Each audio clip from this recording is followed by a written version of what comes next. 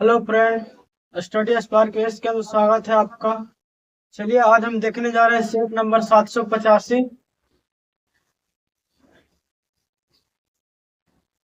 देखिए इसका first question क्या बोल रहा है। यदि एक गोला का आयतन और पृष्ठीय क्षेत्रफल संख्यात्मक रूप से समान है तो इसके अर्धगोले का आयतन ज्ञात कीजिए। देखिए एक गोला है, ठीक है। तो ये गोला का जो आयतन है ना,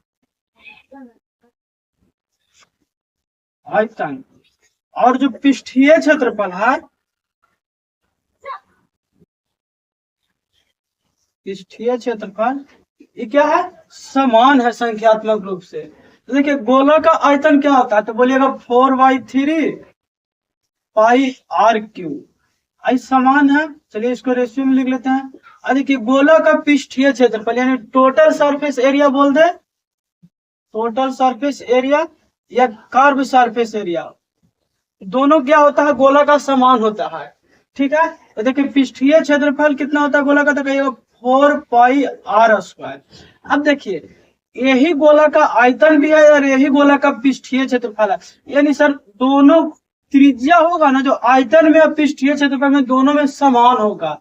देखिए 4 पाई से 4 पाई कट जाएगा, यहाँ r² है, आर क्यू है, तो कट जाएगा दो बार तो एक बचेगा r।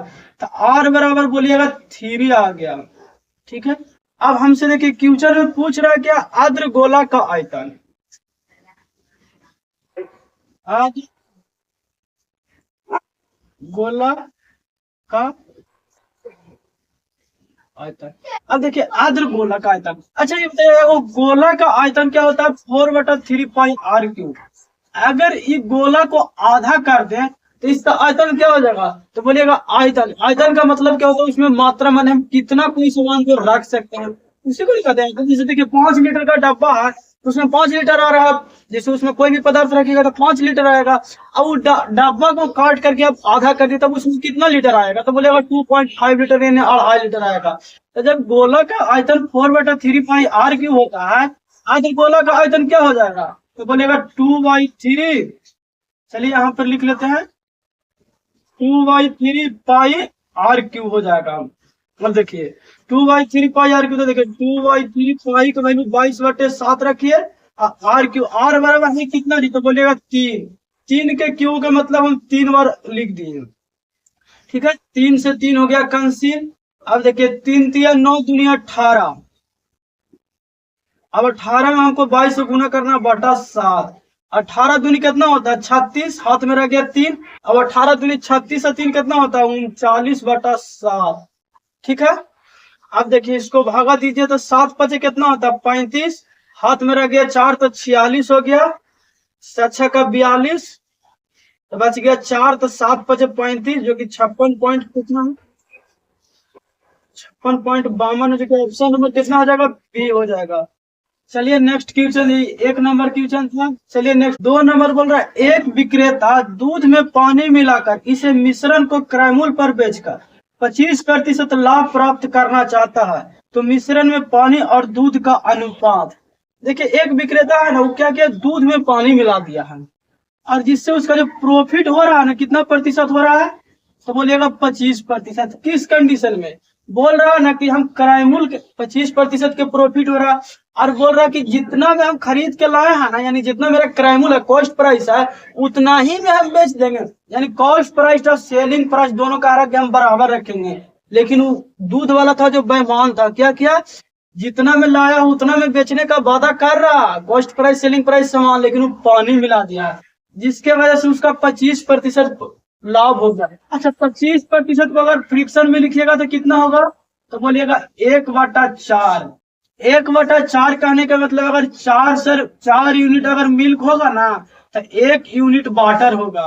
तो हमसे पूछ रहा है क्या, पानी और दूध यानी मिल्क, वाटर और मिल्क का अनुपात, जो कि कितना हो जाएगा 1/4। ऑप्शन नंबर कितना हो जाएगा मेरा, सी।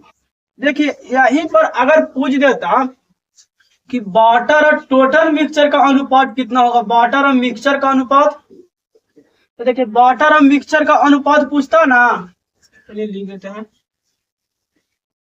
वाटर और मिक्सचर का अनुपात पूछता है तो उसमें क्या हो जाता है, देखिए वाटर कितना यूनिट है, 1 यूनिट। अब मिक्सचर, मिक्सचर का मतलब पानी और दूध दोनों टोटल हो गया तो 1:5 हो जाता है।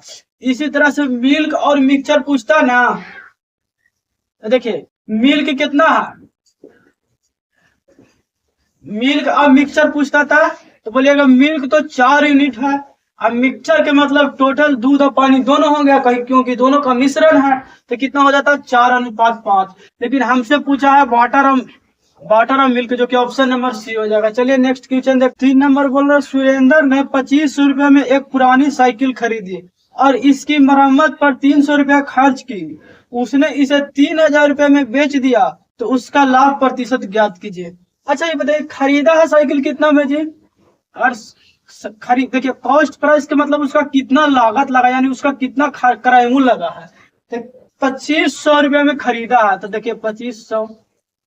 अच्छा, किराया मूल्य का मतलब क्या होता है, कोई सामान में आप कितना पैसा खर्च किया वो टोटल आपका किराया मूल्य में काउंट होगा, ठीक है।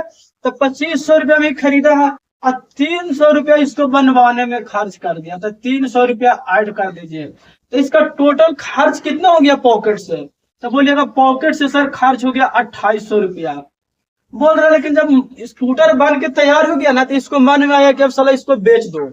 ये क्या किया, बेच दिया, तो यानी इसका सेलिंग प्राइस कितना में बेच दिया जी, तो बोलिएगा कि 3000 में बेच दिया।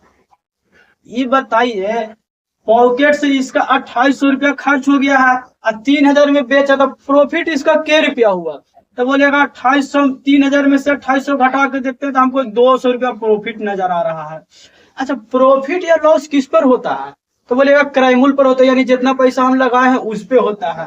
तो 2800 रुपया ने पैसा लगाया है जी, तो 2800 गुना कर लीजिए 100, 2 जीरो से 2 जीरो, 14 28, 7 दूनी 14, 50 दूनी 100, यानी 50/7। इसी चीज को क्या लिख सकते हैं, 7 सही 1/7%, जो कि ऑप्शन नंबर किस में दिया गया है, बी में दिया गया, ठीक है। 4 नंबर बोल रहा है, 12 पुरुष की औसत आयु में 6 वर्ष की वृद्धि तब हो जाती है जब उसमें से 36, 40 और 44 आयु वाले 3 पुरुषों के स्थान पर 3 अन्य पुरुष आ जाते हैं, तो 3 पुरुषों की औसत आयु। अच्छा अब देखिए 12 पुरुष, कितना पुरुष है, तो बोलिएगा 12 पुरुष है।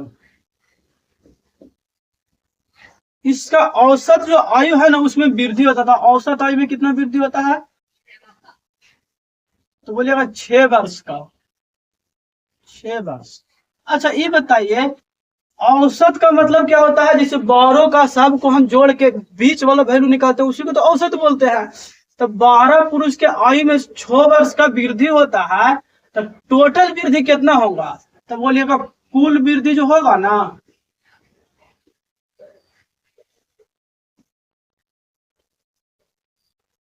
कुल वृद्धि कितना हो जाएगा जी, के नंबर क्वेश्चन है 4।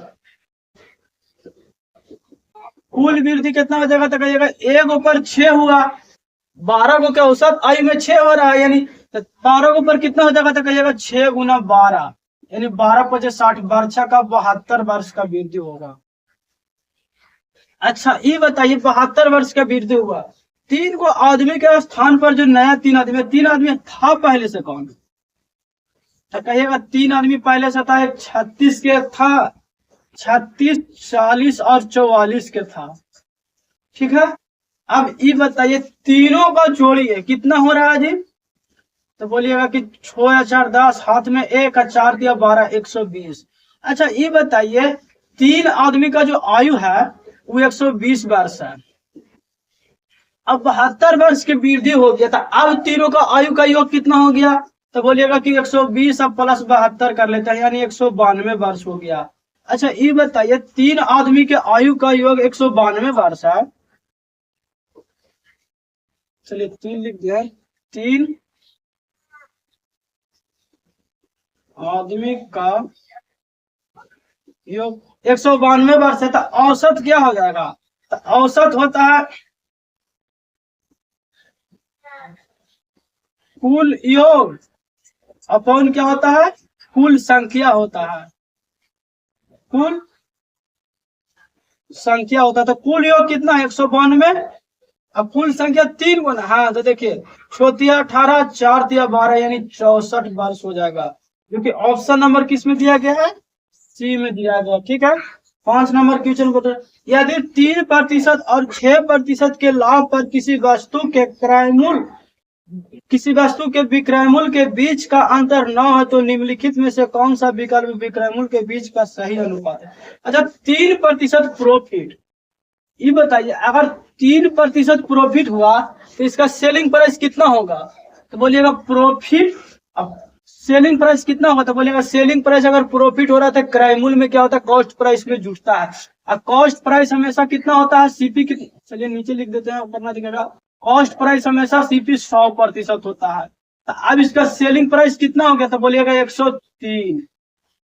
ठीक है, आगे देखिए बोल रहा है अगर 9% 6% प्रॉफिट होता है, इस बार प्रॉफिट कितना हो रहा है, 6%। अब सीपी करायमूल होता है 100%, अब इसका सेलिंग प्राइस कितना हो गया, तो बोलिएगा 106%। अब बोल रहा है कि दोनों का रेशियो, तो 103% और 106% का रेशियो कितना हो जाएगा, तो बोलिएगा 103:6, जो कि ऑप्शन नंबर किस में दिया गया, सी में दिया गया। ठीक है, 6ठा नंबर क्वेश्चन बोल रहा है स्थिर जल में नाव की चाल 15 किलोमीटर प्रति घंटा है और धारा की चाल 3 किलोमीटर प्रति घंटा है, धारा के अनुकूल 12 मिनट में कितनी दूरी तय किया जा सकता है। अच्छा, ये बताइए बोट की चाल कितना दिया गया है, तो बोलिएगा बोट के चाल है ना 15 किलोमीटर प्रति घंटा है, और जो वाटर का चाल दिया गया है वो कितना दिया गया है, 3 किलोमीटर प्रति घंटा। अब बोल रहे टाइम भी दिया गया, टाइम कितना, 12 मिनट। अच्छा, ये बताइए 12 मिनट को अगर हम घंटा में चेंज करें तो क्या लिख सकते हैं, 12/60, जो कि कितना हो जाएगा, 1/5 आवर हो जाएगा घंटा।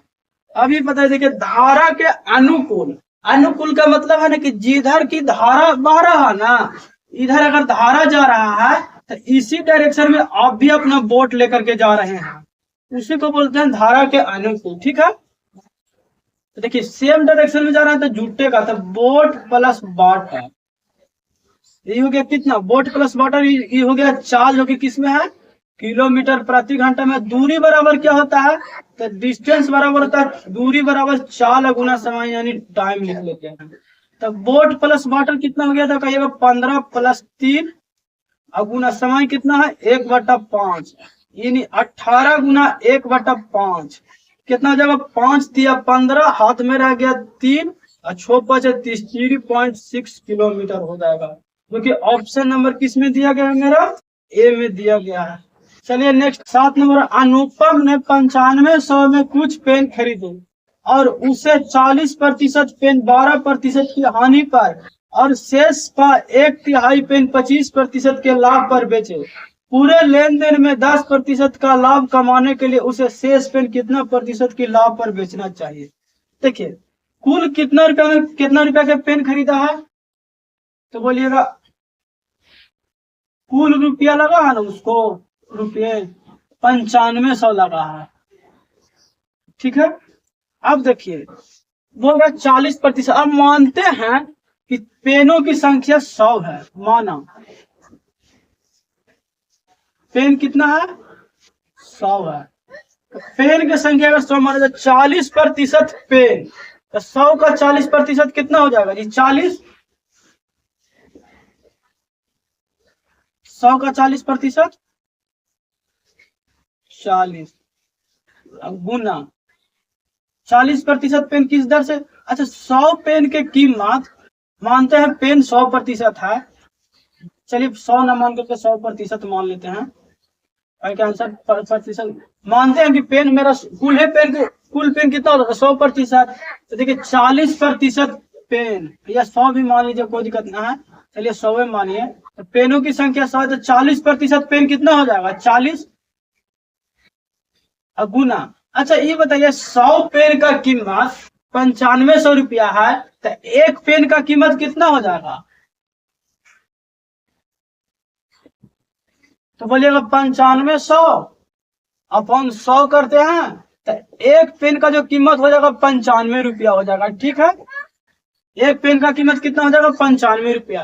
तो 40% पेन मतलब 40 पेन था, एक पेन का कीमत 95 रुपया है तो 40 पेन का कीमत कितना हो जाएगा, तो कहिएगा 40 गुना 95। अच्छा, इसके बाद बोल रहे इतना पेन 12% की हानि पर। अच्छा ये बताइए, अगर 12% की हानि हुआ होगा तो कितना प्रतिशत में बेचा होगा, तो कहिएगा क्रैमुल 100% होता है, हानि या प्रॉफिट क्रैमुल पर होता है। 12% की हानि हुआ, 88% पर बेचा होगा, तो गुना कर लीजिए 88%। आगे देखिए बोल रहा है ना, शेष पेन का 1/3 पेन। अच्छा ये बताइए, 100 पेन हम माने हैं, 40 पेन बिक गया तो शेष पेन बचा कितना, तो बोलिएगा 60 बचा है। इसका 1/3 निकालते हैं तो हो गया 20 पेन।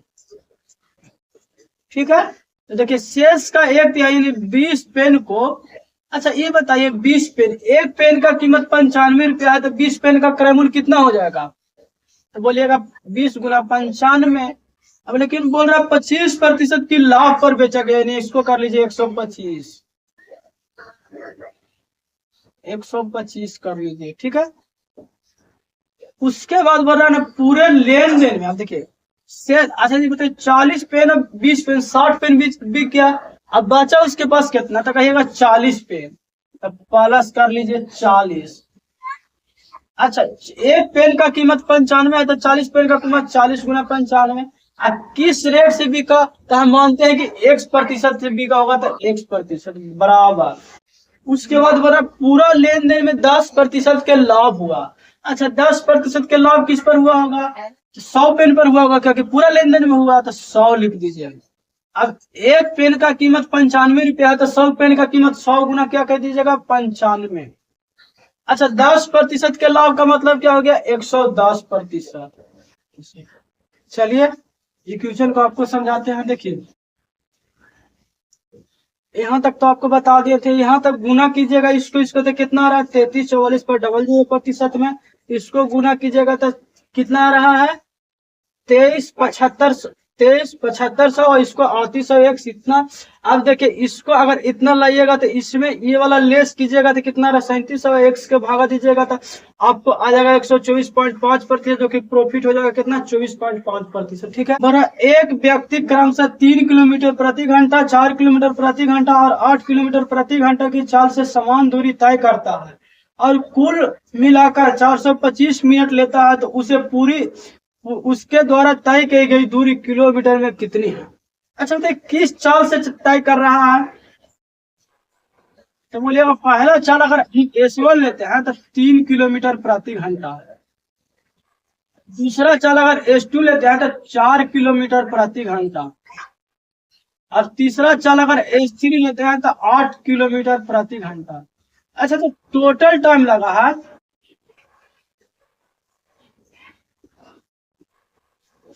टोटल टाइम कितना लगा जी, तो बोलेगा 425 मिनट लगा है। अच्छा 425 मिनट को अगर हम चेंज करना चाहें आवर में, क्योंकि देखिए चाल मेरा आवर में है, तो क्या होगा, तो कहिएगा 425/60। ठीक है, जो कि हो जाएगा 12×5=60, 8×5=40 और 5×5=25। ठीक है, 85/12 भी लिख लीजिए, 85/12 आवर। अच्छा ये बताइए क्वेश्चन में कह रहे हैं थे कर समान दूरी, यानी कि तीनों जो दूरी पे चला है ना वो बराबर चला है, तो मानते हैं कि 3 किलोमीटर प्रति घंटा से D1 चला होगा जो कि x किलोमीटर होगा, तो 5 किलोमीटर से समान दूरी तो D2 भी x किलोमीटर होगा, और D3 मानते हैं तो ये भी क्या होगा x किलोमीटर होगा। अब देखिए आपको पता है चाल बराबर समय बराबर क्या होता है, तो बोलिएगा समय बराबर होता है दूरी अपॉन चाल होता है। अच्छा समय कितना लगा है, तो बोलिएगा 85/12 लगा है। दूरी तो देखिए x दूरी पहला चाल से, दूसरा चाल से x दूरी, तीसरा चाल से x दूरी, यानी कुल दूरी की बात करें ना तो कुल दूरी कितना चला है, कुल दूरी तो बोलिएगा कुल दूरी हो गया 3x, क्योंकि पहला से x, दूसरा से x, तीसरा से x किलोमीटर चला। ठीक है, तो दूरी हो गया 3x। दूरी, चलिए ऐसे भी लिख लेते हैं, दूरी अब बाटा चाल। चाल कितना है, एक्स, तो पहला का चाल है 3 प्लस दूरी, चाल कितना है 4, तीसरा में दूरी एक से चाल है 8। अब देखिए 85 अब बटा 12, यहाँ देखिए एलसीएम लीजिएगा तो कितना हो जाएगा 24। अच्छा देखिए सब में एक से अगर हम कॉमन ले लेते हैं तो क्या हो गया 8 तिया 24, 24 और 8 तिया 24, ठीक है। अब देखिए 12 दूनी 24 काट जाएगा तो कितना हो जाएगा 85 गुना 2 बराबर, ये हो गया 8 छो 14 3 17 एक्स, जो कि 17 पचे 85 5, तो एक्स बराबर कितना हो गया 10 किलोमीटर। क्या मेरा आंसर हो गया 10 किलोमीटर जी? तो बोलिएगा नहीं। क्यों नहीं हुआ आंसर? क्योंकि टोटल दूरी मेरा 3x है, तो 3x है तो 3 गुना 10 कीजिएगा तो कितना आ जाएगा 30 किलोमीटर, जो कि ऑप्शन नंबर किस में दिया गया है, सी में दिया। बोला ना, यदि एक बेलन की ऊंचाई और व्यास 12 सेंटीमीटर और 24 सेंटीमीटर है तो कुल पृष्ठीय क्षेत्रफल और वर्ग पृष्ठीय क्षेत्रफल का अनुपात ज्ञात कीजिए। सबसे पहले देखिए एक बेलन बनाते हैं, ठीक है।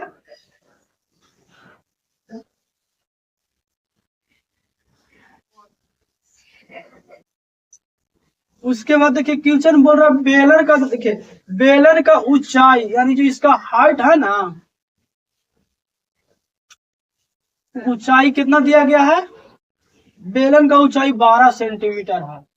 उसके बाद देखिए इसका जो व्यास दिया गया है, डायमीटर दिया गया है, वो कितना दिया गया है 28 सेंटीमीटर। अब देखिए व्यास अगर 28 सेंटीमीटर तो इसका त्रिज्या कितना हो जाएगा, तो बोलिएगा 14 सेंटीमीटर। अब देखिए आगे बोल रहा है कि कुल पृष्ठ का क्षेत्रफल और वर्ग पृष्ठ का क्षेत्रफल यानी टोटल सरफेस एरिया और कर्व सरफेस एरिया का रेशियो पूछ रहा है, ठीक है। अब देखिए बेलन का वर्ग पृष्ठ का क्षेत्रफल सबसे पहले समझिए। तो देखिए नीचे वाला अगर इसका लेते हैं, आधार लेते हैं, बेस लेते हैं बेलन का। देखिए एक अगर हम इससे भी बेलन बनाते हैं, सबको देखिए समझाते हैं आपको। तो देखिए बेलन बना है, इसका जो बेस है वो कैसा दिख रहा है आपको, तो बोलिएगा वृत्ताकार है। और वृत्त के परिधि क्या होता है, तो कहिएगा 2πr। अच्छा ये बताइए परिधि, वृत्त के परिधि 2πr, और इसी का देखिए परिधि है, और इसका अगर हाइट से गुना कर दें तो हमको कर्व सरफेस एरिया मिल जाता है, यानी कर्व एच से गुना कर दीजिए। तो बेलन का कर्व सरफेस एरिया कितना होता है, वर्ग पृष्ठ का क्षेत्रफल, तो कहेगा 2πrh। अब देखिए कर्व सरफेस एरिया मिल गया, हमको टोटल सरफेस एरिया निकालना है। तो देखिए यहाँ देखिए ये वाला जो पूरा हो गया, कि पूरा हो गया मेरा कर्व सरफेस एरिया, लेकिन टोटल सरफेस एरिया निकाला तो इसको क्या करेंगे जी, ढक देंगे, और ए साइड भी हम ढक देंगे। तो ढकने के लिए हमको कितना पेपर की जरूरत पड़ेगा, तो बोलेगा ये भी तो वृत्ताकार है सर, वृत्त का एरिया होता है πr²। तो πr² नीचे ढकने के लिए चाहिए और πr² ऊपर ढकने के लिए चाहिए, तो πr²। तो कितना हो गया, सॉरी इधर लिख दिया, ये तो curve surface area, total surface area कितना हो गया, तो कहेगा 2πrh प्लस 2πr², 2πrh, ठीक है। तो अब देखिए इसको अगर पहले अगर अरेंज कर लेते हैं 2πrh 2πrh तो दोनों दोनों कॉमन है, लेकिन प्लस में नहीं कटेगा, आप ध्यान रखिएगा। 2πr कॉमन लेते तो क्या होता है h प्लस r अनुपात 2πrh। देखिए 2πr दोनों में कॉमन है, एक ही फिगर के बात कर रहा था, 2πr काट दीजिए। अब देखिए ऊंचाई दिया गया है कितना है जी, तो बोलिएगा ऊंचाई 12 है, तो 12 धर लीजिए।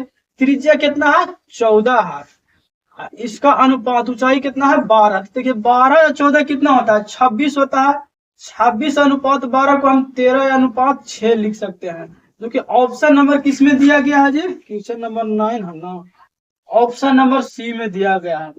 10 नंबर बोल रहा ना, 3280 रुपया की राशि को 2 भागों में उधार दिया जाता है, एक 25% वार्षिक पर और दूसरी 20% वार्षिक दर पर। तो बोला कुल वार्षिक आय का 500 रुपया है, तो 25% की दर पर दी गई राशि ज्ञात कीजिए। अच्छा बोलिए कुल राशि कितना दिया जी, तो बोलिए कुल राशि है ना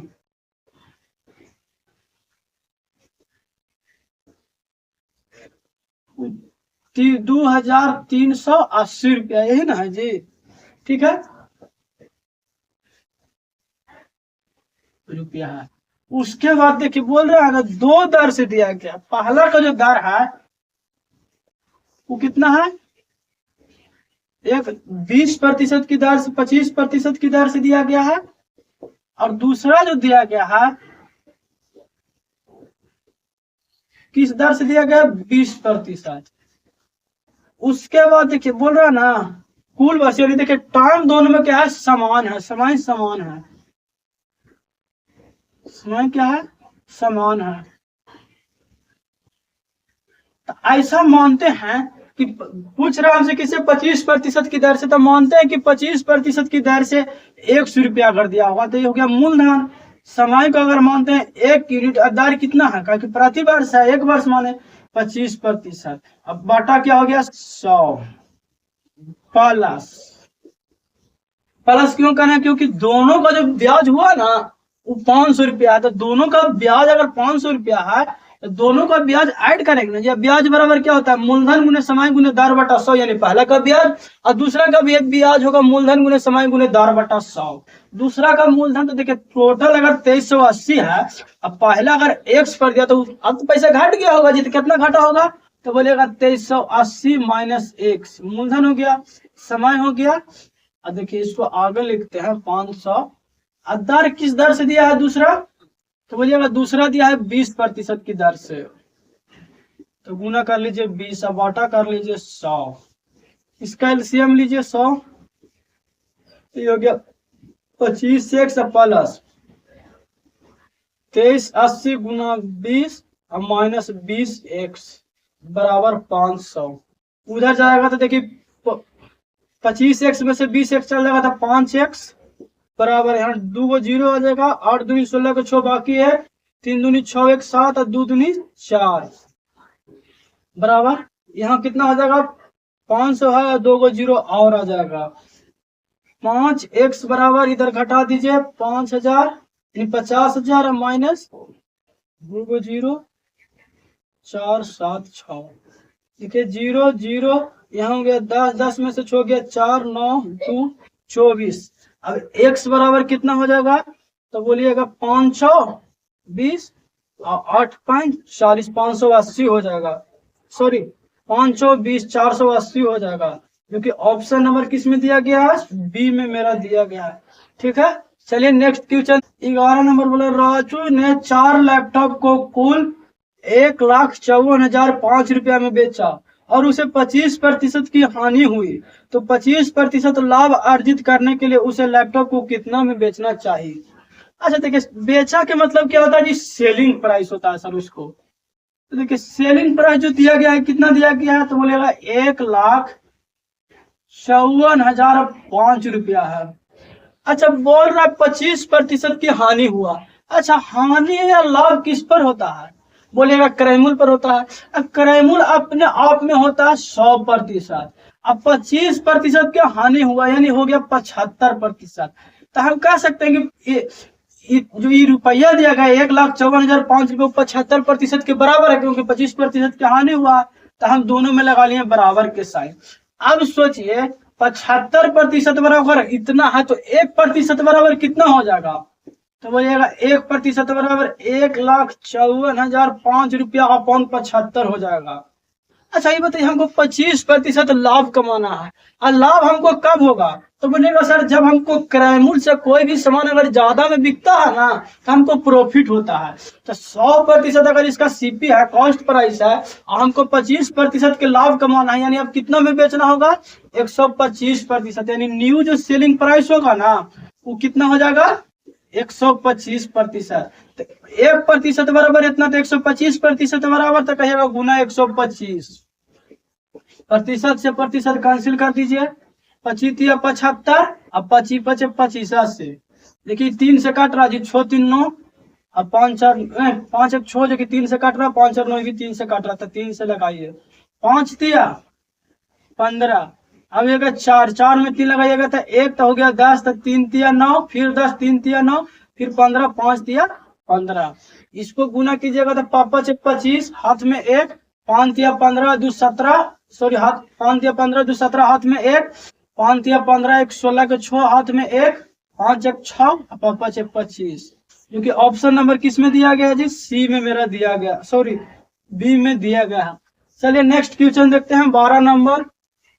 बोल रहा है समांतर श्रेणी के 3 क्रमांकित पद दिए गए, कौन कौन देखिए, के स्क्वायर प्लस 4k, और लिख लेते हैं नीचे 12 नंबर देखिए, के स्क्वायर प्लस 4k प्लस 8, दूसरा है 2k square plus 3k plus 6, फिर 3k square plus 4k plus 4। अब देखिए बोल रहा है समांतर श्रेणी के 3 क्रमांक। क्रमांक का मतलब क्या होता है ना, एकदम लगातार, जैसे देखिए यहाँ क्रमांक जैसे एकदम सेम डिफरेंट में 2 4 6, ये क्या होता है समांतर भी है क्रमांक भी है, क्योंकि देखिए 2 से 4 गए तो कितना बढ़ा है, तो बोलिएगा 2, 4 से 6 गए तो कितना का अंतर है, तो बोलिएगा 2। देखिए 4 से यहाँ आते हैं, 4 में से अगर 2 कम करते हैं तो हमको 2 प्राप्त होता है, 6 में से अगर 4 कम करते हैं तो 2 प्राप्त होता है, दोनों में डिफरेंट समान है, इसी को कहते हैं क्रमांक। ठीक है, अब क्वेश्चन में देखिए समांतर श्रेणी में एक और एग्जाम्पल आपको दे दिए, तो पहला क्या किए देखिए, ये 2 कब डिफरेंट हुआ था, 4 में से 2 को घटाएं 2 मिला, 6 में से 4 को घटाएं तो 2 मिला, दोनों का डिफरेंट क्या हुआ, बराबर हुआ। उसी तरह से देखिए दोनों आपस में क्या है जी, बराबर है, दो तो क्या है आपस में बराबर है। उसी तरह से देखिए इसको इसमें से इसको लेस कीजिए, इस कितना है तो कहिएगा 2k square plus 3k plus 6 minus कितना हो जाएगा, k square plus 4k plus 8। ठीक है, उसके बाद देखिए यहाँ बराबर का चिन्ह आया था ना जी, देखिए इस अगर इस 4 में से 2 घटाए थे तो 2 आया था, 6 में से 4 घटाए थे तो 2 आया था, तो दोनों आपस में बराबर था। तो इसमें से ई घटाएंगे तो जितना अंतर आएगा वो इसमें से ई घटाएंगे तो दोनों में बराबर आना, इसमें से ए घटाएंगे तो दोनों में से बराबर आना चाहिए। तो देखिए 3k square plus 4k plus 4 minus कर देते हैं 2k square plus 3k plus 6। ठीक है, अब देखिए 2k square plus 3k plus 6, इधर होगा minus k square minus 4k plus 8 बराबर 3k square plus 4k plus 4 minus 2k square minus 3k minus 6। अब देखिए 2k स्क्वायर में से k स्क्वायर चल जाएगा तो कितना बचेगा, k square minus 3k plus में 4k माइनस में, तो माइनस के आई कितना हो जाएगा, यहाँ माइनस में हो जाएगा, देखिए यहाँ माइनस है तो माइनस हो जाएगा, -2 हो जाएगा। ठीक है, अब बराबर इसको देखिए 3k स्क्वायर में से 2k स्क्वायर चल जाएगा तो कितना हो जाएगा, k square 4k square plus में है और 3k स्क्वायर माइनस में है तो प्लस k हो जाएगा। अच्छा देखिए 6 माइनस प्लस 4 -2 हो जाएगा। अब देखिए k स्क्वायर इधर है, k स्क्वायर इधर आपस में क्या हो जाएगा, कैंसिल हो जाएगा, -2 कैंसिल हो जाएगा, इधर आएगा तो कितना हो जाएगा -2k, या इसी को उधर ले जाइए 2k बराबर कुछ नहीं तो 0, तो k बराबर क्या हो जाएगा, तो बोलिएगा 0 हो जाएगा। 0/2 का मतलब क्या होता है, 0 होता है, जो कि ऑप्शन नंबर मेरा सी में दिया गया है। ठीक, वहाँ 4 वर्षों के लिए 6% वार्षिक ब्याज की दर से उधार ली गई राशि 3000 रुपया पर साधारण ब्याज ज्ञात कीजिए। अच्छा समय कितना है जी, तो बोलिएगा समय है 4 वर्ष। उसके बाद देखिए किस दर से लिया गया है, तो बोलिएगा 6%। कितना लिया गया, यानी मूलधन कितना है, तो बोलिएगा मूलधन है 3000 रुपया। अच्छा ये बताइए ब्याज हमसे पूछ रहा है, साधारण ब्याज, एक वर्ष के अगर पैसा, 1 वर्ष के लिए पैसा लिया होता तो ब्याज कितना दिया जाता, तो बोलिएगा 1 वर्ष के लिए देता 6% देते, लेकिन हम पैसा लिए हैं अब कितना दिन के लिए, तो 4 वर्ष के लिए, तो 6 × 4 कर दीजिए 24%। अच्छा ये बताइए, 3,000 पैसा लिए हैं तो 3,000 पर ना 24% दीजिएगा, जैसे थोड़े कि 30,000 पर आप दे दीजिएगा, तो ना है तो 3,000 लिए हैं तो 3,000 लिख दीजिए और इसका 24% निकाल दीजिए। प्रतिशत हटेगा बटा 100 हो जाएगा, 2 0 से 2 0 कैंसिल, 24 या 72, 720 रुपया हो जाएगा, जो कि ऑप्शन नंबर किस में दिया गया, सी में दिया गया। ठीक है, चलिए 14 नंबर देखते हैं क्वेश्चन। यदि n प्राकृतिक संख्या जो 7 से कम है तो n मानों के लिए संख्या कितनी है जिनके लिए 12n + 2 और 8n + 1 सापेक्ष अभाज्य संख्या है। n क्या है, प्राकृतिक संख्या, नेचुरल नंबर, 7 से कम है। क्या है, 7 से कम है। अच्छा 7 से कम क्या क्या हो सकता है, तो बोलिएगा 1 होगा, 2 होगा, 3 होगा, 4 होगा, 5 होगा और 6 होगा। ठीक है, अब बोल रहे हैं ना सापेक्ष आवाज। सापेक्ष आवाज, आवाज का मतलब क्या होता है, सापेक्ष आवाज, इसी को बोलते हैं हम लोग सह आवाज, सह। अच्छा सह आवाज को इंग्लिश में बोलते हैं कोप्राइम। कोप्राइम का मतलब होता है जिसका HCF क्या हो, 1 हो, यानी कोई भी संख्या 2 को लीजिए, उसका अगर HCF 1 हो रहा है ना तो उसी को बोलते हैं कोप्राइम नंबर, सह अभाज्य संख्या। जैसे देखिए हम ले लिए सपोज 3 और 5 ले लिए, देखिए 3 और 5 का एलसीएम कितना होता है, तो HCF कितना होता है, तो देखिए 1 मरतबे 3 लगाए तो 2, यहाँ 3, यहाँ 2, 1, यानी सर इसका HCF 1 हो रहा है, यानी 3 और 5 कैसा नंबर है, इसका एग्जांपल आपको देते हैं, तो ये कोप्राइम नंबर यानी सह अभाज्य संख्या है। ठीक है, तो उसी तरह से हमको बोल रहा है कि 1 से 6 तक लेना है, और कंडीशन दिया गया, कंडीशन क्या है, 12n + 2 और 8n + 1 है। अच्छा ये बताइए, अगर हम n बराबर 1 रखते हैं, n बराबर क्या रखते हैं जी, यहाँ साइड में लिखते हैं, n बराबर अगर हम 1 रखते हैं तो देखिए 12 में 1 से गुना कीजिएगा तो 12, यानी देखिए 12 × 1 + 2 कीजिएगा तो कितना हो जाएगा जी, 14। और n बराबर 1 रखते हैं तो यहाँ कितना हो जाता है, 9 हो जाता है। क्या 9 और 14 दोनों कोप्राइम नंबर है, तो चेक कीजिए, तो देखिए 9 में 14 से भाग लगाइएगा तो 9 1 मरतबे 9, ये हो गया 5, फिर 9, यहाँ हो गया 5, तो ये हो गया 4, तो 5 से लगाइएगा तो 1, 1 4, यानी इसका HCF 1 हो रहा है। अब जिसका HCF 1 होता है वो कोप्राइम नंबर होता है, यानी 1 है जो पहला एक नंबर हो जाएगा, 1 या 1 हो जाएगा कोप्राइम नंबर। अब देखिए दूसरा 2 पुट करके देखते हैं,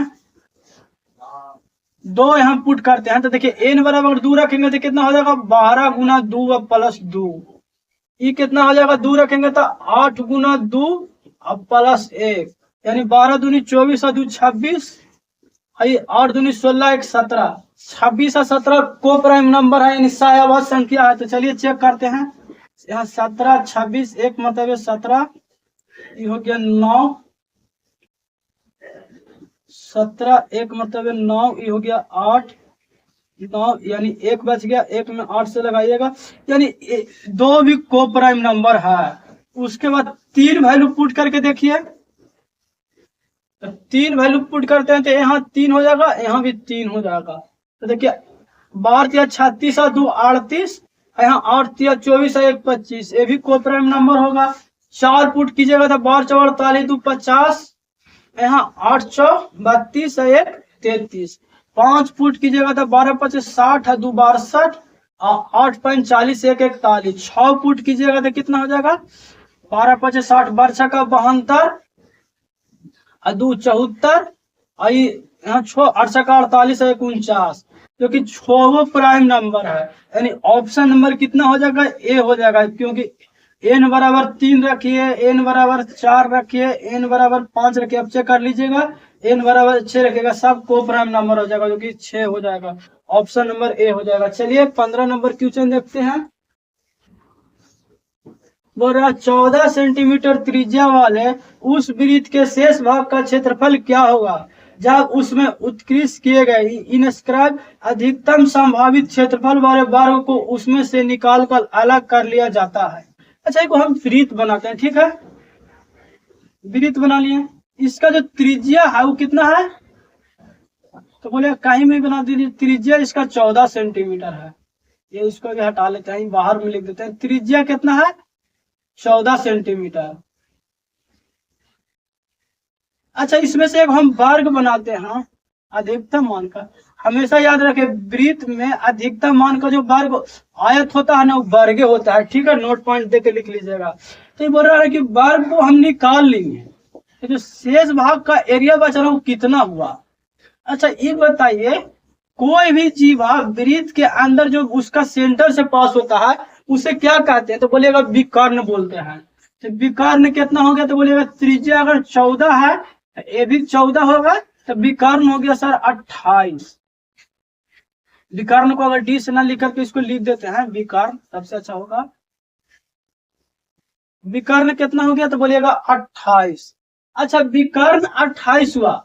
आई जो देखिए, कोई भी जो जीवा है ना, जीवा का मतलब जो वृत्त के परिधि से टच करे, और जो जो जीवा सेंटर से पास होता है वो सबसे लॉन्गेस्ट होता है, और उसी को हम लोग बोलते हैं डायमीटर। यानी इसका जो डायमीटर है कितना है। अब वर्ग का विकर्ण कितना होता है, तो बोलिएगा वर्ग का विकर्ण होता है 28 दिया गया है।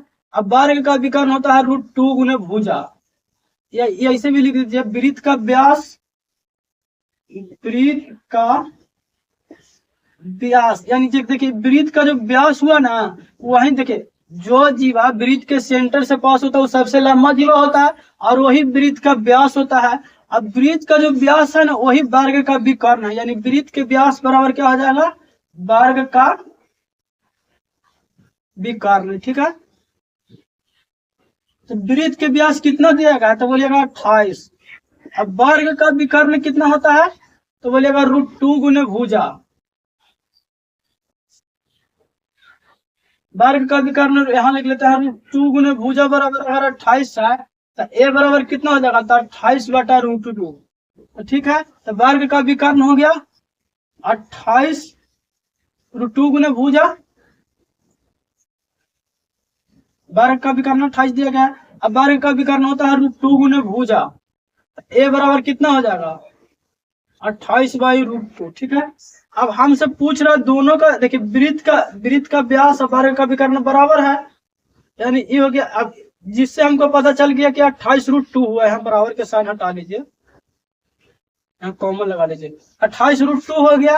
अब देखिए हमसे वृत्त का क्षेत्रफल क्या होता है, तो बोलेगा पाई r², और माइनस वर्ग का क्षेत्रफल घटा दीजिए, तो वर्ग का क्षेत्रफल होता है भुजा², तो पाई की वैल्यू 22/7 रखिए, और कितना है 14, तो 14 गुना 14, भुजा² यानी 28 गुना 28, और √2 का स्क्वायर कितना होता है, 2 होता है, यहाँ 7 दूनी 14। अब देखिए यहाँ भी कट जाएगा 7 दूनी 14। अब देखिए दोनों में 14 कॉमन है, या 28 दोनों से कॉमन ले लीजिए, तो 28 कॉमन लीजिएगा तो कितना हो जाएगा, तो ये बच जाएगा 11, तो 11 गुना 7, इसमें से 28 जाएगा तो ये हो गया 14, ठीक है। अब यहाँ साइड में लिखते हैं, देखिए 28, ये हो जाएगा 11 7 77, माइनस 14, 28 गुना 7 में से 4 जाएगा तो 3, और 7 में से 1 गया तो 6, यानी 8 या 24, 4। देखिए यूनिट डिजिट पकड़िएगा तो 4 सिर्फ एक ही ऑप्शन में आई है, डी में, क्योंकि कितना गया है 224। चलिए नेक्स्ट क्वेश्चन देखते हैं। बोल रहा ना, विद्यार्थी परिषद के चुनाव में 3 प्रत्याशी थे, सभी मतदाताओं ने मतदान के भाग लिए और 10% मत अवैध घोषित कर दिए गए। प्रत्याशियों का अनुपात 8:7:5 के अनुपात में मत मिले। सूची में दूसरे उम्मीदवार को 4725 मत मिले तो वैध मतों की संख्या ज्ञात कीजिए, यानी सही वोटिंग का संख्या ज्ञात कीजिए, ठीक है। अच्छा ये बताइए, प्रत्याशी का जो अनुपात किस अनुपात में वोट मिला है, बोलिएगा 8:7:5। अच्छा इसको रियल वैल्यू में अगर चेंज करना चाहें तो 8x 7x और 5x, अच्छा तो दूसरा जो प्रत्याशी था माने उम्मीदवार था उसको कितना वोट मिला है? तो बोलेगा 4725। और रेशियो में कितना मिला? 7x। तो दोनों बराबर है, तो x बराबर कितना हो जाएगा? 4725/7। अब आपको मन में एक डाउट आता होगा, डाउट क्या आता होगा कि 10% मात्रा है जो अवैध घोषित यानी खराब घोषित कर दिया गया। तो ये बताइए भैया, जो ये जो रेशियो मिला है सबको कि इतना अनुपात में वोट मिला, तो वोट पाड़ा उसका ना मिला जी, खराब हो गया थोड़ी उसका वोट मिला। जैसे देखिए 500 वोट कहीं पड़ा है और उसमें से सपोज 4 उम्मीदवार के बांटना है, 100 वोट खराब हो गया, तो 100 वोट चारों के मिला, वो कौन सा वोट मिला? सही वाला ना मिला जी, खराब वाला तो पूरा ही छट गया। ठीक है, तो इतना बटा 7। अब हमसे पूछ रहा है क्या? कुल भाई मत कुल कितना है? तो कहेगा 8 7 15 5 20, यानी गुना कर लीजिए 20 से। ठीक है, 20 से गुना कीजिएगा, इसको सोल्व कीजिएगा तो कितना आ रहा है? 13,500 आ रहा है, जो कि ऑप्शन नंबर मेरा डी में। चलिए नेक्स्ट क्वेश्चन देखते हैं। बोल रहा 63 की 6300 की धनराशि पर 2 वर्षों के लिए चक्रवृद्धि ब्याज और साधारण ब्याज की अंतर क्या है?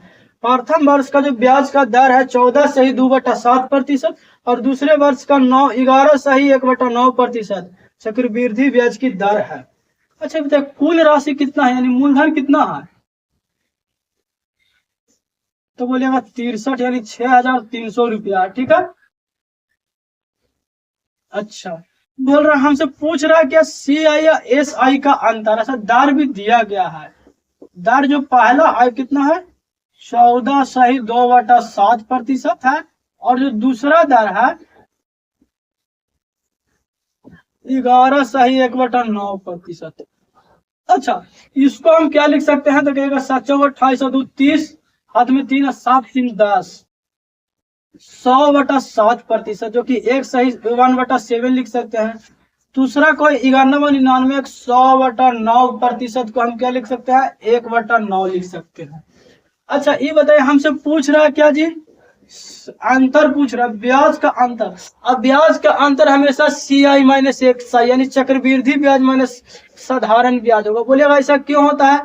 क्योंकि साधारण ब्याज में आपको सिर्फ ब्याज पे ब्याज मिलता है, और चक्रवृद्धि ब्याज में आपको पिछले वाला जो ब्याज है उसका भी ब्याज मिलता है और मूलधन का भी ब्याज मिलता है, जिसकी वजह से उसका ब्याज ज्यादा होता है। अब देखिए मूलधन कितना दिया गया है? 63 यानी 6,300 रुपया। इसको देखिए ब्याज निकालते हैं।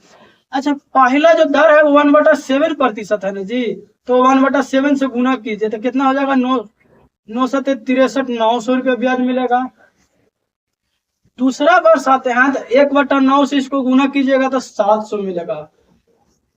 देखिए अब देखिए पहला वर्ष तो ब्याज मिला मूलधन पर, तो अगला आदमी मान गया। दूसरा वर्ष ब्याज मिला मूलधन पर तो मान गया, लेकिन कैसे मानेगा भाई? वो तो बोल रहा है हम चक्रवृद्धि ब्याज पर अब ले रहे हैं ब्याज, हमको तो ब्याज पर भी ब्याज चाहिए, तो इस पर भी ब्याज 1/9 देगा।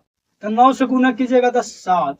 अच्छा ये बताइए 900 और 700 दोनों किस चीज पर ब्याज मिला है? तो बोलेगा दोनों मिला है मूलधन पर ब्याज।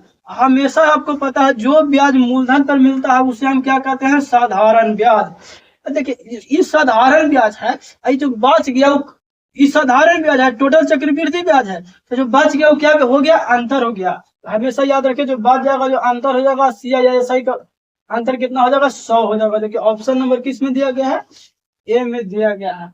बोल रहा ना 2 बर्तन A और B में स्पिरिट और पानी का अनुपात 3:4 और 5:3 है। बर्तन C में 4:3 के अनुपात में स्पिरिट और पानी युक्त एक नया मिश्रण प्राप्त करने के लिए दोनों मिश्रणों को किस अनुपात में मिलाना चाहिए? अच्छा देखिए 2 बर्तन है, सॉरी बर्तन A है, इसमें क्या है? स्पिरिट और वाटर। स्पिरिट और क्या है? पानी है। तो बर्तन ए में जो है ना किस अनुपात में है? तो बोलिएगा बर्तन ए में 5:3 में है। और बर्तन बी सॉरी बर्तन ए में जो है वो किस अनुपात में है? तो बोलिएगा बर्तन ए में है जो 3:4 के अनुपात में है, और बर्तन बी में है जो किस अनुपात में है? 5:3 के अनुपात में है। बोल रहा है कि दोनों का हम संयुक्त करके मैंने मिला देते हैं, और बर्तन सी में जो मिलाते हैं किस अनुपात में मिलाते हैं? 4:3 में। ठीक है, अब देखिए आप क्या कीजिए ना, चाहे तो स्पिरिट को रखिए और चाहे आप वाटर को रखिए। हम स्पिरिट रखते हैं तो कितना हो जाता है, देखिए यहाँ दिखाते हैं आपको, 3/, टोटल कितना हो गया 3:4 का मतलब 3 ऊपर रखे तो 4 और 3 कितना हो गया 7। यहाँ हो गया 5/5 3 8, यहाँ हो गया 4/7। अब देखिए आपको ऐसे बहुत कॉम्प्लिकेटेड लग रहा होगा, क्योंकि देखिए 3/7 माइनस 4/7 की जगह इसे थोड़ा सा मुश्किल लग रहा है। तो नीचे में जितना भी बेस में है ना उस सबको एलसीएम लीजिए। तो 7 और 8 का एलसीएम कितना होता है 56। अब सब में 56 से गुना कर दीजिए। जब 56 से गुना कीजिएगा तो 8 7 56, यानी हो गया, ये हो गया 24। 8 7 56, 7 5 35 हो गया। 8 7 56, 8 4 32 हो गया। अब इस अनुपात में चला आया। अभी देखिए 35 में से 32 जाएगा तो 3, अब 32 में से 24 जाएगा तो कितना हो जाएगा 8 हो जाएगा। यानी जो आप जो मिलेगा ना वो किस अनुपात में मिलेगा 3:8 के अनुपात में, जो कि ऑप्शन नंबर बी में मेरा दिया गया है। चलिए नेक्स्ट क्वेश्चन देखते हैं। 19 नंबर बोल रहा ना, एक अर्धगोलाकार कटोरा के किनारा 264 सेंटीमीटर गोल है। मान लीजिए कि कटोरा पेय पदार्थ से आधा भरा हुआ है और यदि पेय पदार्थ शीर्ष पर 6 सेंटीमीटर व्यास वाले अर्धगोले गिलास से परोसा जाता है तो कितने आदमी को परोसा जाएगा। सबसे पहले देखिए एक हम अर्धगोलाकार कटोरा बनाते हैं, ठीक है। कटोरा बना दिए, इसका जो ऊपर का जो पोर्शन है ना वो कैसा है, वृत्ताकार कटोरा है, जिसके ऊपर में जो गोल है, जैसे वो कटोरा लीजिएगा तो ऊपर में क्या दिखेगा आपको गोल दिखेगा। और जो इसका जो देखिए कटोरा का जो पूरा लंबाई है, कटोरा गोल है तो गोल कटोरा कैसा होगा, जो गोल होगा तो ऊपर से देखने में कैसा लगेगा, जैसे कटोरा बनाइएगा तो ऊपर से देखने में आपको वृत्ताकार लगेगा। और कटोरा के कंप्लीट बाउंड्री का मतलब क्या होता है परिधि, और इसका वृत्त का परिधि होता है 2πr बराबर दिया गया है 264 सेंटीमीटर, ठीक है। अब देखिए बोल रहा है ना कि कटोरा है जो आधा पेय पदार्थ से भरा हुआ है, मतलब पूरा कटोरा नहीं भरा हुआ है, आधा में पेय पदार्थ है, ठीक है। अभी बोल रहा है ना कि जो इससे हम जो कटोरा से पेय पदार्थ निकाल रहे हैं वो एक गिलास से निकाल रहे हैं। किस चीज से निकाल रहे हैं, एक हम गिलास से निकाल रहे हैं, गिलास बना लेते हैं। और जो गिलास से निकाल रहे हैं ना उसका जो डायमीटर है कितना है, तो बोलिएगा गिलास का डायमीटर 6 सेंटीमीटर है। तो इसका डायमीटर अगर 6 सेंटीमीटर है, गिलास की त्रिज्या कितना हो जाएगा 3 सेंटीमीटर। तो बोल रहा है कि 3 सेंटीमीटर त्रिज्या वाले एक कटोरा से हम क्या कर रहे हैं, जो पदार्थ वो निकाल रहे हैं और किसी आदमी को हम परोस रहे हैं। मैंने कैसे, कहीं पार्टी उटी में जाते हैं तो वितरण किया जाता है, तो उसी तरह से वितरण कर रहा है। तो बोल रहा है कितना आदमी को हम वितरण कर सकते हैं, ठीक है। तो देखिए आज वृत्त की परिधि दिया गया है, वृत्त 2πr, 2 गुना पाई की वैल्यू 22/7 गुना r बराबर कितना हो जाएगा 264। यहाँ देखिए 2 मरतबे लगाइए 13 2। अभी देखिए 11 से अगर लगाते हैं तो 11 दूनी 22, एक मरतबे 11, 11 दूनी 22, सही हो जाएगा 100। r बराबर आ गया 42। यानी कटोरा का जो त्रिज्या है ना जिसमें पेय पदार्थ है वो 42 सेंटीमीटर का है, ठीक है। अब देखिए अब आपको पता कैसे चलेगा कि कटोरा में कितना द्रव है, तो इसका हमको वॉल्यूम निकालना पड़ेगा। तो इसका वृत्त, वो वृत्त का क्या आता है आयतन 4/3, तो 2/3πr3। अब देखिए 2/3πr3, अगर पूरा भरा होता था ना 2/3πr3 होता जी, लेकिन भरा हुआ है कितना, आधा भरा हुआ है, तो 1/2 कर लीजिए बराबर। ये गिलास से जो हम निकाल रहे हैं गिलास कैसा है, तो गिलास का हो जाएगा 4/3। देखिए गिलास भी लिखा हुआ है 6 सेंटीमीटर वाला अर्धगोलाकार गिलास है, यानी गिलास भी अर्धगोलाकार है, तो इसका 2/3π थोड़ा सा बेलनाकार बन गया है 2/3πr3। देखिए 2/3 से 2/3 कट जाएगा। ये r क्या पूछ रहा है जी हमसे, कितना निकल जाएगा, संख्या मानते हैं n होगा। अब देखिए 2/3 कट गया, अब r कितना है 42, तो 42 गुना 42 गुना 42 अपॉन 1/2 बराबर ये कितना हो जाएगा r, तो r कितना है 3 गुना 3 गुना 3 गुना n हो जाएगा संख्या, ठीक है।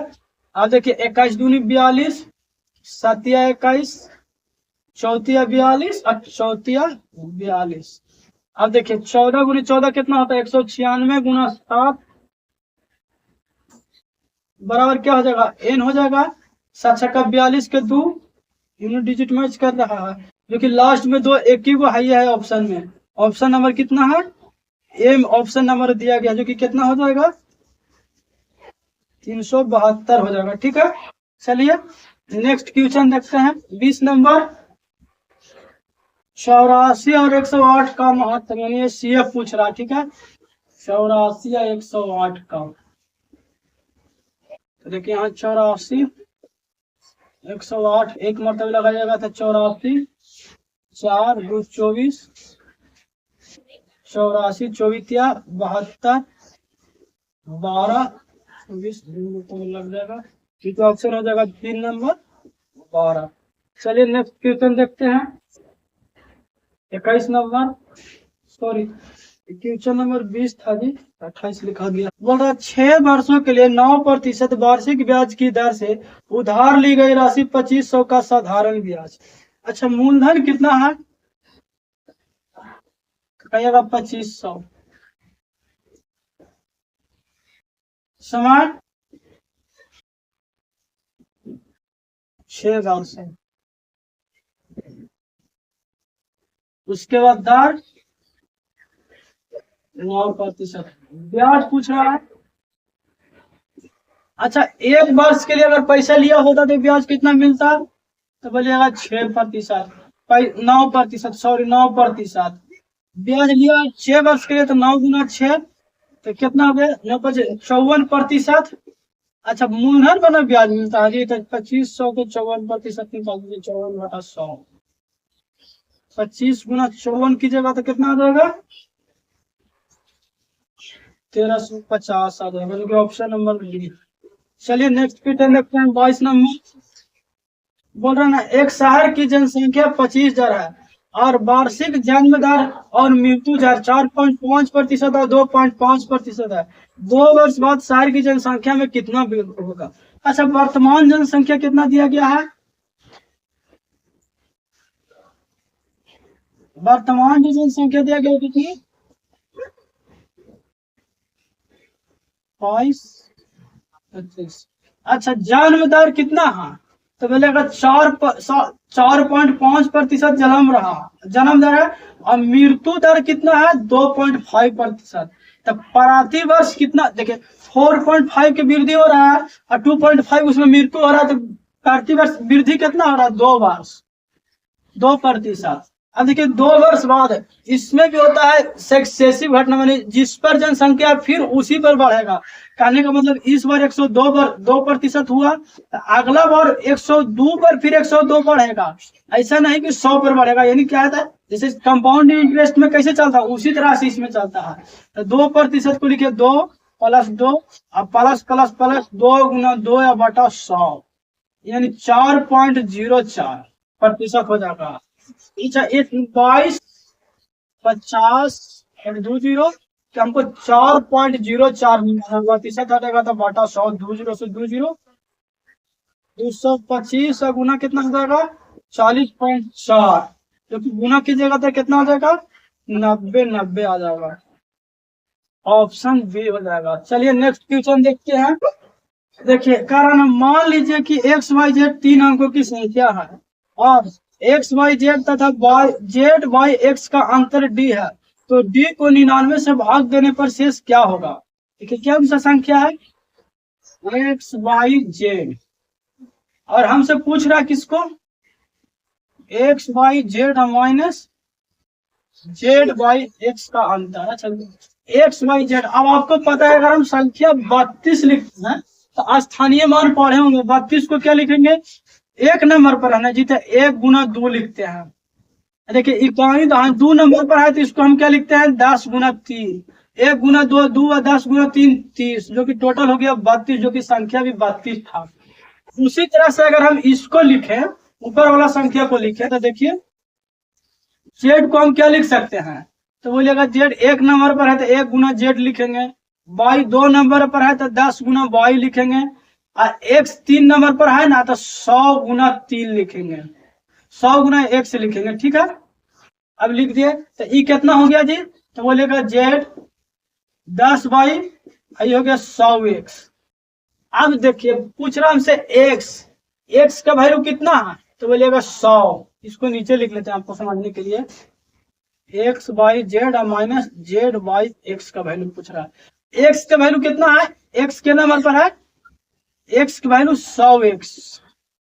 3 नंबर पर है तो 100x लिख सकते हैं, 2 नंबर पर है तो इसको हम क्या लिख सकते हैं, 10/, लिख सकते हैं। आई 1 नंबर पर है ना, तो इसको हम z लिख सकते हैं, ठीक है, माइनस। अच्छा z के नंबर पर है तो बोलेगा इकाई दहाई सैकड़ा, यानी सर हम 100z लिख सकते हैं, 3 नंबर पर है। अच्छा y को क्या लिख सकते हैं, 10/, लिख सकते हैं, और z x को हम x लिख सकते हैं। अब देखिए 10/, या 10/, क्या हो जाएगा, अगर दोनों माइनस करते हैं तो 10/, इधर प्लस में इधर आएगा तो माइनस में कैंसिल हो जाएगा। अब देखिए 100x में से x जाएगा तो कितना हो जाएगा, 99x। अब माइनस क्या हो जाएगा, 99z। 100z में से z जाएगा तो 99z, 99 कॉमन लीजिएगा तो क्या हो जाएगा, x माइनस z। अब बोल रहा है ना जो डिफरेंट आया 99 से भागा देने पर शेष कितना बचेगा, तो 99 से भाग दीजिएगा तो पूरा पूरा लग जाएगा, जो कि शेष हो जाएगा 0। ऑप्शन नंबर किस में है, ए हो जाएगा, ठीक है। चलिए नेक्स्ट 23 नंबर क्वेश्चन था। 24 नंबर देखते हैं। 24 नंबर बोला 32 महिलाओं के एक समूह का औसत आयु 60 वर्ष है और 40 पुरुषों की दूसरी समूह का औसत आयु 33 वर्ष है। दोनों समूहों की मिलाकर औसत आयु क्या होगा। अब आपको पता है औसत आयु क्या होता है, औसत आयु तो बोलिएगा कुल आयु अपॉन कुल संख्या।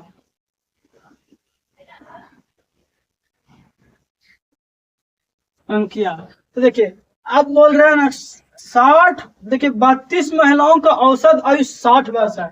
अच्छा बताइए 32 महिलाओं का औसत आयु 60 वर्ष है, औसत में संख्या से गुना करने पर हमको योग मिलता है, तो 32 आयु के कुल 32 महिला के कुल आयु कितना हो जाएगा, 60 गुना 32 प्लस 40 पुरुषों का औसत आयु 33 वर्ष है। अच्छा ये बताइए 40 पुरुषों का औसत आयु 33 वर्ष है, औसत आयु में संख्या से गुना करने पर हमको 40 पुरुष के टोटल आयु पता चल जाएगा, क्योंकि 33 गुना 40 हो जाएगा। अब संख्या है कितना, तो बोलिएगा 32 और 40, 32 को महिला है और 40 को पुरुष है। इसको गुना कीजिए तो 0 छोटी 12 को 2 बाकी है, छोटिया 18 1 19 प्लस एगो 0 4 तिया 12 के 2 बाकी है, 4 तिया 12 1 13 बटा कितना हो गया 72। इसको जोड़िएगा तो 0 2 2 4 9 3 12 के 2 बाकी 1 1 1 2 1 3 इतना बटे 72। इसको जब भाग दीजिएगा तो कितना आ जाएगा आपको 45 वर्ष आ जाएगा, जो कि ऑप्शन नंबर मेरा सी में दिया गया है। चलिए नेक्स्ट क्वेश्चन देखते हैं। 25 नंबर बोल रहा सोहन लागत मूल्य पर चीनी बेचता है लेकिन गलत वजन का उपयोग करके इस प्रकार 28% लाभ प्राप्त करता है, तो वह 3.2 किलोग्राम चीनी को कितना ग्राम चीनी दे रहा है। देखिए एक दुकानदार है, उसका नाम है सोहन, और सोहन जी जानते हैं क्या बोल रहे हैं कि जितना में हम खरीद के लाए हैं ना उतने में हम आपको दे देंगे चीनी, हम आपको से कोई प्रॉफिट नहीं लेंगे, यानी कॉस्ट प्राइस और सेलिंग प्राइस बराबर होगा। लेकिन जानते हैं रीजन क्या है, सोहन जी दुकानदार हैं लेकिन वो चोर दुकानदार हैं। अब कहिएगा भैया चोर काहे बोल रहे हैं, बोल सेलिंग करने का बात कर रहे हैं 3.2 kg, लेकिन वो जानते हैं सेलिंग एक्चुअली कितना कर रहे हैं, 3.2 kg सेलिंग करने का बात कर रहे हैं और इस पर 28% के प्रॉफिट कमा रहे हैं। तो ये बताइए कॉस्ट प्राइस अपने आप में कितना प्रतिशत होता है, तो बोलेगा 100%, और 28% के प्रॉफिट कमा रहे हैं तो सेलिंग प्राइस कितना हो जाएगा, तो बोलेगा सेलिंग प्राइस कॉस्ट प्राइस में से प्रॉफिट को जोड़ने से सेलिंग प्राइस मिलता है, जो कि हो जाएगा 128%। अब ये बताइए सेलिंग प्राइस 128%, अब वजन में सेलिंग है 3.2 kg, तो दोनों सेलिंग है तो क्या हो जाएगा बराबर हो जाएगा, तो 128% बराबर 3.2 kg, तो 1% बराबर कितना हो जाएगा इसको अगर चेंज कीजिएगा ग्राम में तो 3.2 एक केजी में 1000 ग्राम होता है और बाटा 128। अब हमसे पूछ रहा है इसको ना कि कितना वजन का प्रयोग करता है, तो क्राइमूल निकाल दीजिए, इसका 100% निकाल दीजिए। 3200 बटा 128 गुना 100, 128 28% रखने का। हाँ, अब कहेगा 100 से गुना क्यों किए? क्योंकि देखिए जितना इसका घर से दुकानदार के घर से चीनी गया उतने ना इसका क्रय मूल्य हुआ जी, बाकी तो ये बेईमानी कर लिया है। देखिए 4 से भागा दीजिएगा तो 832, 4 दिया 12, 4 दूनी 8, 832 4, यहाँ 25 100 25, तो 25 पर 2 जीरो 2500 ग्राम। बताइए ऐसा दुकानदार चोर है, बात किया कि हम जितना में खरीद के लाए हैं उतने में बेचेंगे, बोल रहा ना 4 गाड़ियां 5:05 AM पर एक साथ शुरू होती है, उसके बाद क्रमशः 15 मिनट 20 मिनट और 25 मिनट में अंतराल में बजती है, तो 5:30 AM से 8:15 AM तक कितनी बार बजेगी? देखिए कितना कि अंतराल में बजता है, 15 मिनट 20 मिनट 25 मिनट और 30 मिनट। अब एक साथ बजने का मतलब क्या होता है ना, ऐसा सबसे कॉमन संख्या लीजिए, छोटा से छोटा ऐसा संख्या लीजिए जो 15 20 25 और 30 से पूरी तरह से विभाज हो जाए, तो इसके लिए एलसीएम, एलसीएम का मतलब होता है लोएस्ट कॉमन मल्टीपल, यानी सबसे कम मल्टीपल, ठीक है, सबसे छोटा मल्टीपल होगा, तो इसका एलसीएम निकालिए। तो 2 15 10 25 15। अब देखिए 3 से लगाइएगा तो 5 10 25 5, 5 से लगाइए तो 1 2 5 1, 5 या 15 दूनी 30 दूनी 60, अब 6 30, 300 सेकंड आ गया।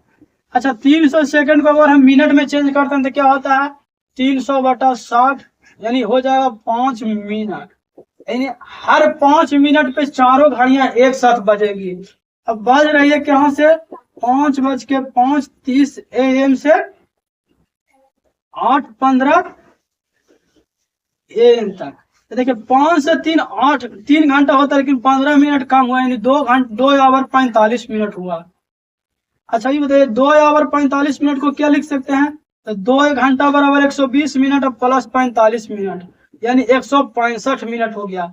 अभी बताइए 5 मिनट में एक बार बजता है, तो 165 मिनट में तो बोलिएगा 33 बार, तक का 33 बार बजेगा नहीं, क्योंकि घड़ी स्टार्ट होता है तो शुरू बार एक बार बज जाता है, जो कि उसका काउंट नहीं होता है, तो उसको अब जोड़ दीजिए तो टोटल कितना बार हो जाएगा, 34 बार हो जाएगा, क्योंकि ऑप्शन नंबर किस में दिया गया है, बी में। एक फोल्डिंग बेड का अंकित मूल्य 8000 है, अमर ने इसे 15% और 10% की 2 क्रमिक छूट के बाद खरीदा और उसे परिवहन पर 830 रुपया व्यय किया और उसे 8440 रुपया में बेच दिया, तो लाभ ज्ञात कीजिए। अच्छा ये खरीदा है क्या मतलब कॉस्ट प्राइस कितना में खरीदा है, तो बोलेगा 8000 में, लेकिन इसका कंडीशन है 8000 में खरीदा ना, लेकिन इस पर छूट प्राप्त किया, कितना किया, पहला 15% छूट, 15% छूट का मतलब 85% तो ये दिया होगा अमन जी ने। उसके बाद बोला क्रॉमिक छूट, क्रॉमिक छूट के मतलब जितना 15% छूट देने के बाद जो आया ना पैसा, उस पर फिर छूट मिला है, कितना मिला है 10%, तो 90% फिर दिया होगा। इतना आने के बाद भी इसको रीजन हो गया बेचारा के लाने में 830 रुपया खर्च हो गया, तो 830 जोड़ दीजिए। अब देखिए 2 जीरो से 2 जीरो कट गया, 2 जीरो से 2 जीरो कट गया, अब कितना हो गया, तो कहिएगा 18 धाम को 180 180 162 हो गया, 162 गुना 85 अब प्लस 830 कीजिए, ठीक है, इतना कीजिएगा। जितना आएगा ना जी इसको 8440 में से घटा दीजिएगा, आ जाएगा आंसर जो कि ऑप्शन नंबर, चलिए एक बार देख लेते हैं यार 28 नंबर।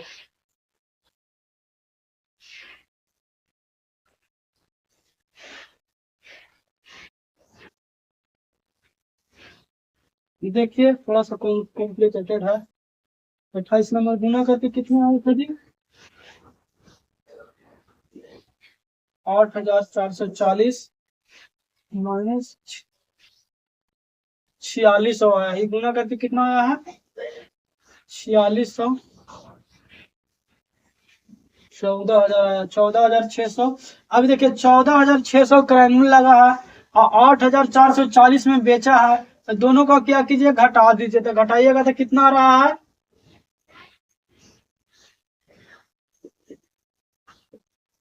कितना का प्रॉफिट हो रहा है, 3840। 3840 किस पर प्रॉफिट हो रहा है,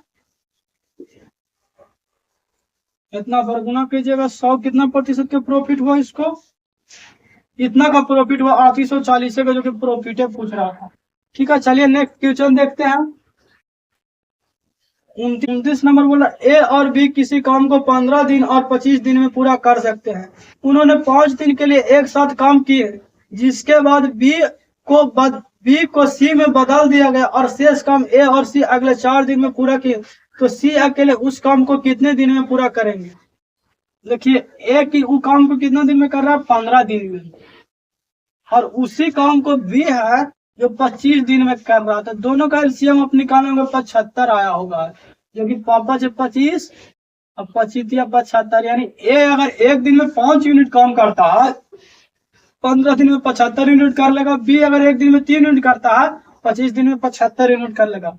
अब बोला साथ मिलकर, तो देखिए ए प्लस बी एक दिन में कितना काम करेगा, तो बोलिएगा 8 यूनिट। किया कितना, 5 दिन, कर लिया 40 यूनिट। अब 75 में से 40 यूनिट कर लिया, तो शेष बचा कितना, 35 यूनिट। अब बोल रहा है ए और सी मिलकर 4 दिन में करता है, ए प्लस सी के गुना करते हैं, तो कितना दिन में कर रहा है, 4 दिन में कर रहा है 35 यूनिट के काम को। अभी बताइए ए का इफिशियंसी पता है कितना है, 5 है, तो एक जगह पर 5 रखते हैं, तो 5 गुना 4 और प्लस सी गुना 4 बराबर हो गया 35। 5 और 20 प्लस सी गुना 4 बराबर हो गया 35। तो सी गुना 4 बराबर कितना हो जाएगा, तो बोलिएगा इधर जाएगा तो 15, तो सी का इफिशियंसी 15/4 आ गया। ये क्या आ गया, इफिशियंसी आ गया। इफिशियंसी सी का कितना है जी, 15/4। अब बोल रहा है पूरा काम, तो पूरा काम कितना में करेगा, तो 75/15 गुना ऊपर हो जाएगा 4, 15 × 5 = 75, 5, अब 5 गुना 4 30 दिन, जो कि ऑप्शन नंबर कितना देगा, B. Thank you, take care, goodbye. Video अच्छा लगा होगा तो लाइक शेयर और सब्सक्राइब जरूर करें।